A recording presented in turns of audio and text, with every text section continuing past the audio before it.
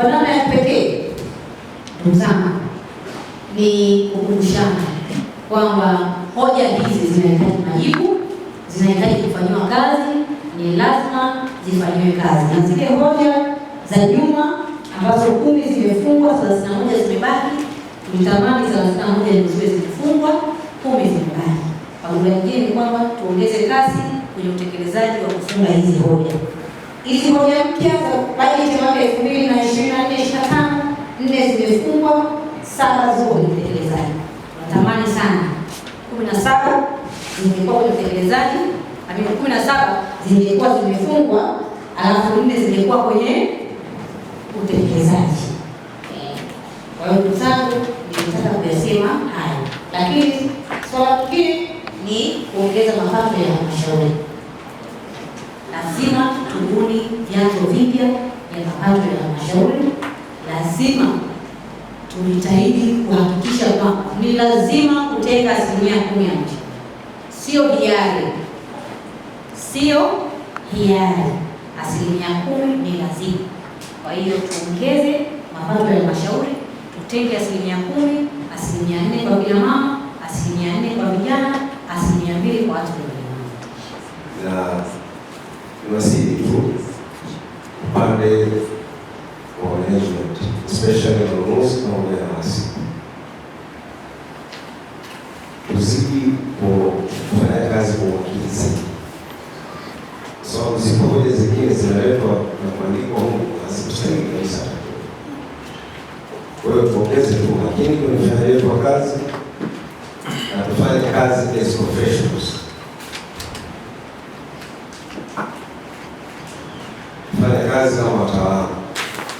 Katika mwaka wa fedha 2025 tafsiri hata ukaguzi na maoni ya ukaguzi yanayoeleza kama taarifa ya fedha iliyokaguliwa imetayarishwa kwa kuzingatia viwango vya taaluma za uhasibu na mambo yote muhimu kwa mujibu wa msingi unaotumika katika uandaji wa taarifa hizo, ambapo katika mwaka wa fedha 2025 halmashauri ya manispaa ya Shinyanga imepata hati safi ya ukaguzi. Mheshimiwa Mwenyekiti,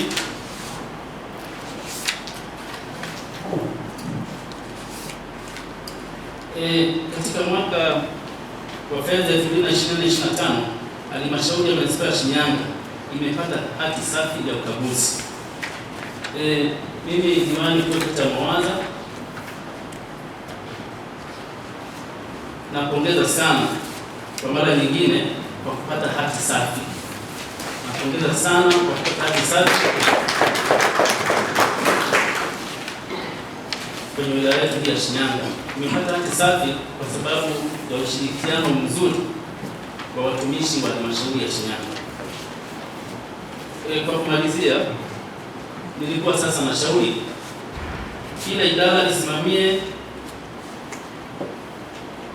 hizi hoja ambazo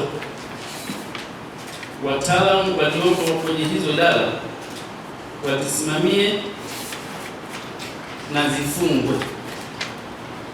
Nimesoma hili katika brasha, kuna hoja ambazo hazijafungwa. Sasa ushauri wangu, zifungwe hizo hoja ili halmashauri yetu iweze kuwa na hati safi zaidi. Mheshimiwa Mstahiki Meya, na mimi niungane na waheshimiwa madiwani wengine waliosema kwamba hizi hoja zinalenga idara zetu. Mimi niombe sana wakuu wa idara, unajua kuna hoja hapa za 15, hata mimi sijawa diwani.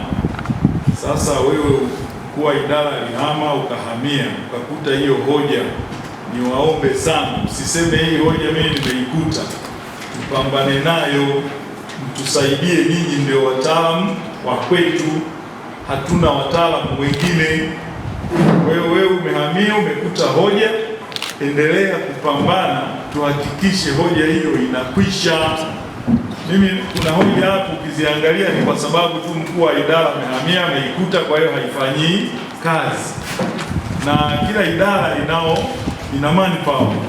Mimi naomba tukishirikiana hizi hoja zitakwisha.